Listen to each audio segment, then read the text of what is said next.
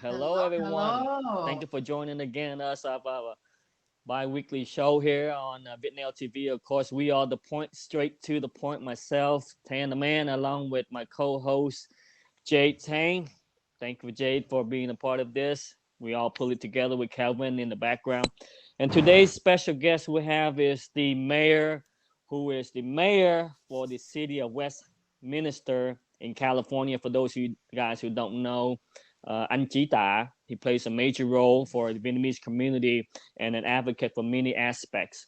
So we are fortunate to have him on the show, so that way that we can actually get the word out and hear the mayor's opinion on how that our community can impact California and what the pandemic has impacted our community as well. As myself, I am not in California, but I am aware of the situation over there. And I would like to hear the mayor's point of view and his thoughts. So today's topic is hearing what how the pandemic actually impacted the community and how we as a Vietnamese community can play our part and our role in moving forward in this pandemic and coming out more prosperous and being productive in the situation that has given to us in our community. Not only that the Vietnamese community, but most impacted by us is the nail community, because as you know, most of the Vietnamese community, we are in the nail industry, which is about 80% of the nail industry. And we are also in the beauty industry as well as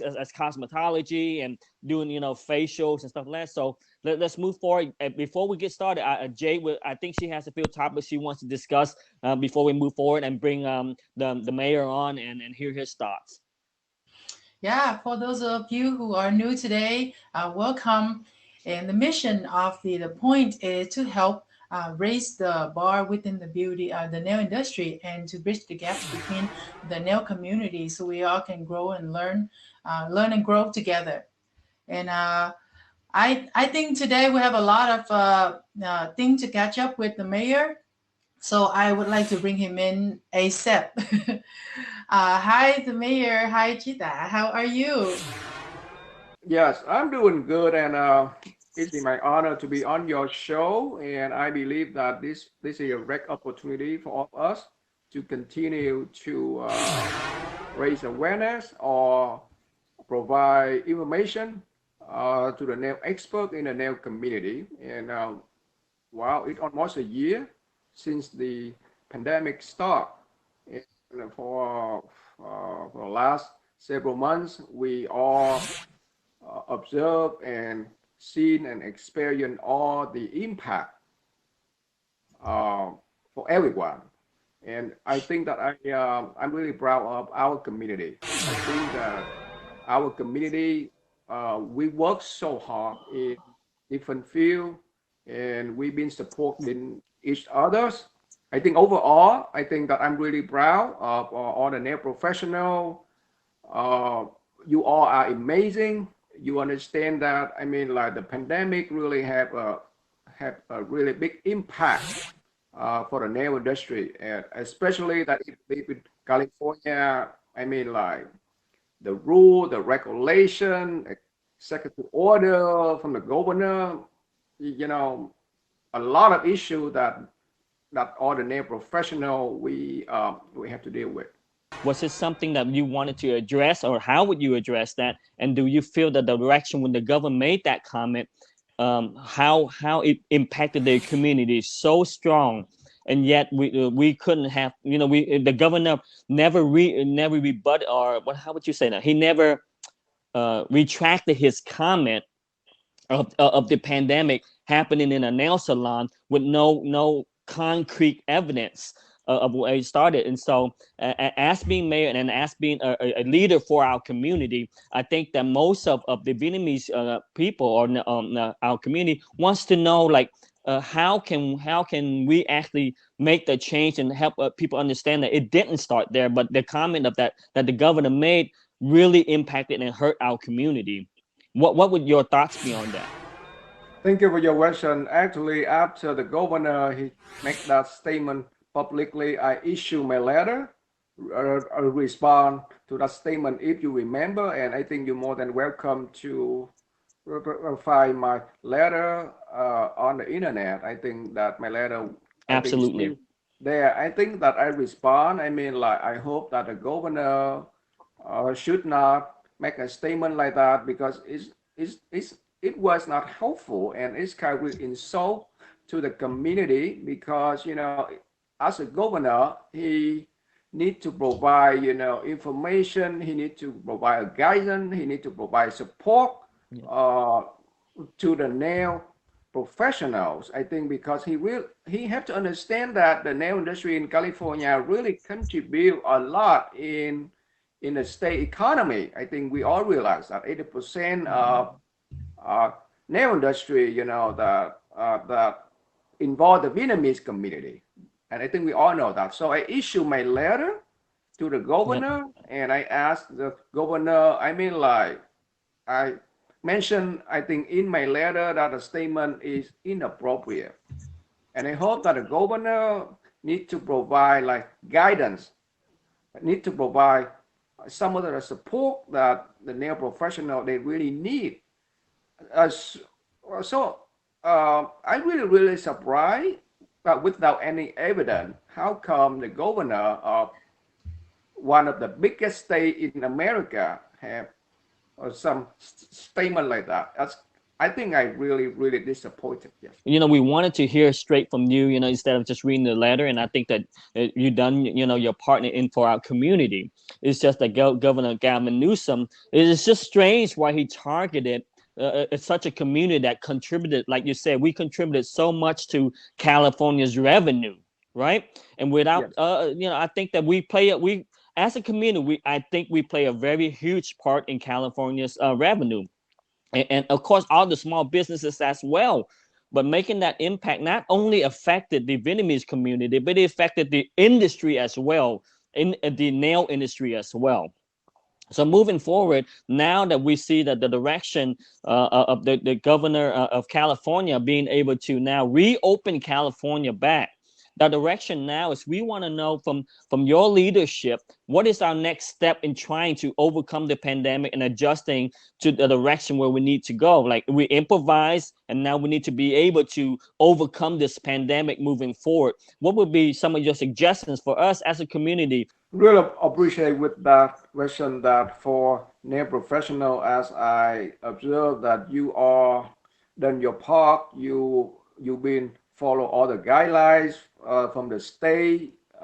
You've been providing. Uh, I think that all the safety tool and all the equipment in I think in the nail salon, and I think I myself will appreciate that because nail professional. I don't know about the other state, but I think that I believe in the state of California on nail professional being following all the guidelines from the state, and I believe the most critical issue at this moment is how to provide vaccine uh, to everyone. I think we realize that California, I heard that California, the state received like more than 7 million doses of vaccine, some, but for somehow that it did not really distribute all of them uh,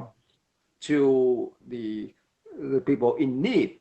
So that is one of the big that we one of the critical issue. And if you read the news, I kind really disappointed about the state government, the way they handle vaccine is really slow. A lot of members in our community, they've been calling me every single day. They're asking for vaccine, and I try to get to internet different sources. I try to find information, but it's not easy. So I think that one of the most critical issue right now in the state of California, I don't know about the other state, is vaccine. And you have to agree with me because a lot of people, especially for the seniors, the one who like are 65 years old or older, really need help, really need to be vaccinated. But I mean, like they've been waiting for so long, and that kind of really stressed me out. Yeah. What is the the plan and goal to help the nail community moving forward, so we can stay together and to find any resources or any association to help us get the information and be protected. I hope that in the future, the Vietnamese nail professional, we could able to form a really strong and a positive association. I think that the idea is not new. I think that many years ago, a lot of people they thought about it, and I think that they may have a few small association for the Vietnamese nail industry, but somehow it didn't really work well.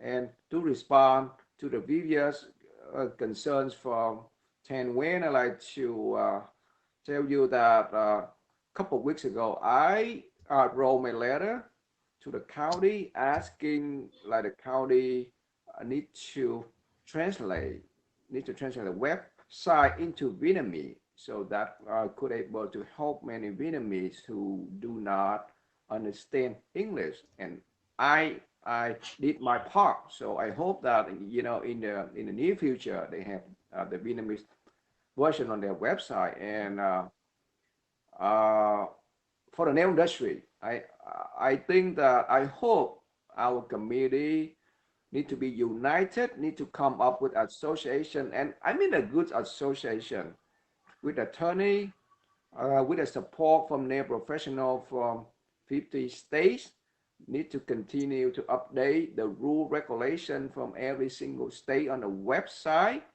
and also need to provide resources. So when the nail professional, when they have a problem, they could able to get on a website, they could able to call like the number for help. Because like in California, I think the board of cosmetology or something like that, they didn't really help the community. I mean, they have their board member there, but I rarely seen them. Or in the past, like several years ago, they have the workshop, they have a town hall meeting, but I mean, like it's not really respond all the concerns that a nail professional have.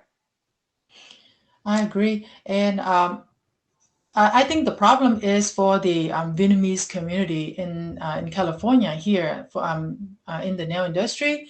We a lot of us, we don't really speak English that well, and all of the programs or the campaigns that they have from the Board of Cosmetologists mainly in English. And I think that we should have some kind of system or the campaigns that in Vietnamese that strictly just for exclusively just for the nail industry. So that way we can spread the awareness, raise the awareness, and spread the words more than just than just leaving us behind. Basically, we just stay behind the curtain this whole time. We didn't know what happened until the pandemic hit us right in the face. And I really love that. I went to the rally back in, I would say, May or June, I forgot, in front of the Asian Garden Mall. Um, and I see that how all the Vietnamese, gather together and fight and raise your voice to the governor regarding his remark. And I like that idea a lot. And I feel like it's possible as long as we show them the benefits of why do we have to do this and why do we need to do this, participate in these kind of campaigns and stuff like that, to let the government hear our voice. So that way we will be heard and we will not be forgotten. And what is your take on that?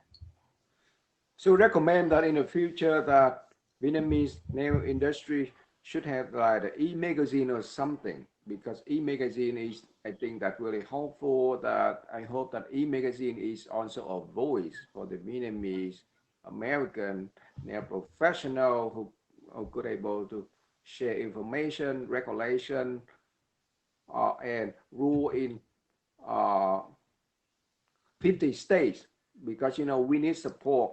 I think that we need to be united, and to do that, I think we need to continue to provide more information for nail professional everywhere. I think that it's not going to happen overnight, but I think that we have to try and we have to start from now. Being mayor for the city of Westminster. Okay, the city has numerous people, okay? Not just the Vietnamese community. They got thousands of community out there that he has to represent. We play a small portion in the community. So we're asking the mayor, as in return, also give us the opportunity as well, because it's a challenge. There's many aspects we have to understand. For the mayor, he has many challenges. So as a community, let's do our role, and if what we need to gather this information and send it to the mayor and be able to then he'll have some type of protocol that says, okay, this is coming from the Vietnamese community, this is coming from the Latino community, this is coming from the Black community, Hispanic community, XXXX, right? Then the mayor can actually help us put together a protocol. We just can't come together and not have some type of protocol. So that's what I'm challenging. If you're viewing this, let's get together, send in your questions to our broadcast, and we can try to channel something through, and then work with the mayor for the city of Westminster to be able to create some type of protocol to be a part of. If we want, then we should be able to be a part of some type of association for the community and move forward. Now, as far as vaccination is concerned, right? Many of us don't believe in vaccinations across the board. But we have to have a better understanding of vaccinations, and I think that that's what the challenge is, because vaccinations are safe. Okay, they're not put there to really harm you, and I think that that's one something that people don't really understand. When you get vaccinated, your body's going to be able to create antibodies for a foreign object, right? Something that's foreign in your body. You now have these antibodies that can actually fight against, if it comes into your body. You have antibody, and you're creating more antibodies with a vaccination. So if those who don't believe in vaccination, that's fine. But I think that if you have the opportunity, then you should get vaccinated, because you think about it, chicken pox is not becoming back slowly. Measles are coming back. Mumps are coming back. It's because these people out there that don't believe in it, which creates the virus to come back. And we all know viruses mutate. So we have to, there's a balance between science, and there's a balance between a higher being, right? So my input is, if you have the opportunity, get the vaccine. And our channel is to understand how can we channel more information to the Vietnamese community. And I think that the mayor already has that in process, and he's already working that and through translation to websites. So just be patient. I think that those that are watching, I think that have a little bit more patience, and then have a little bit of more faith, and I think that we'll be able to move forward, right?